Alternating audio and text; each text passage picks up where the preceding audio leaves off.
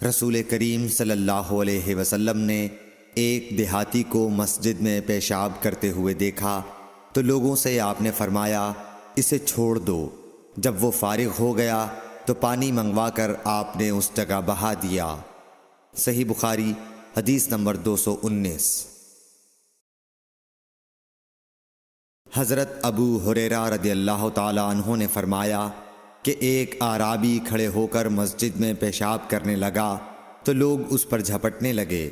یہ دیکھ کر رسول کریم صلی اللہ علیہ وسلم نے لوگوں سے فرمایا کہ اسے چھوڑ دو اور اس کے پیشاب پر پانی کا بھرا ہوا ڈول یا کچھ کم بھرا ہوا ڈول بہا دو، کیونکہ تم نرمی کے لیے بھیجے گئے ہو، سختی کے لیے نہیں۔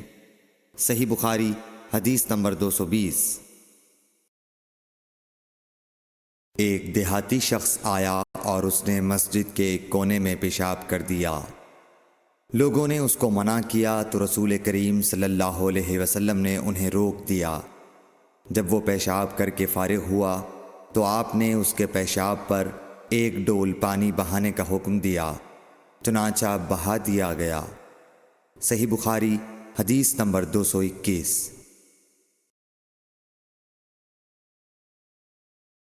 رسول کریم صلی اللہ علیہ وسلم کے پاس ایک بچہ لایا گیا۔ اس نے آپ کے کپڑے پر پیشاب کر دیا۔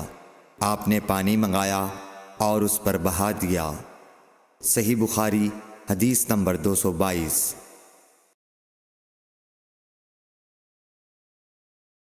ام قیس بنت محصن نامی ایک خاتون رسول کریم صلی اللہ علیہ وسلم کی خدمت اقدس میں اپنا چھوٹا بچہ لے کر آئیں، جو کھانا نہیں کھاتا تھا، یعنی شیر خوار تھا۔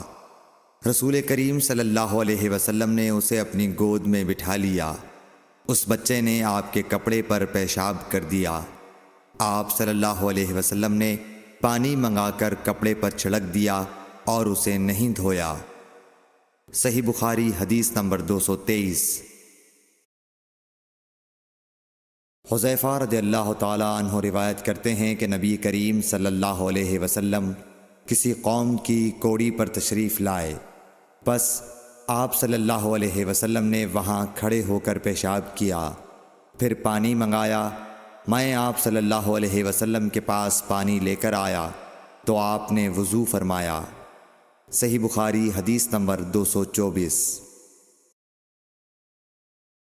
حذیفہ رضی اللہ تعالی عنہ کہتے ہیں کہ ایک مرتبہ میں اور رسول کریم صلی اللہ علیہ وسلم جا رہے تھے کہ ایک قوم کی کوڑی پر جو ایک دیوار کے پیچھے تھی پہنچے، تو آپ اس طرح کھڑے ہو گئے جس طرح ہم تم میں سے کوئی شخص کھڑا ہوتا ہے۔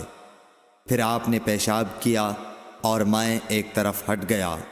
تب آپ نے مجھے اشارہ کیا تو میں آپ کے پاس پردے کی غرض سے آپ کی ایڑیوں کے قریب کھڑا ہو گیا، یہاں تک کہ آپ پیشاب سے فارغ ہو گئے۔ بوقت ضرورت ایسا بھی کیا جا سکتا ہے۔ صحیح بخاری حدیث نمبر 225۔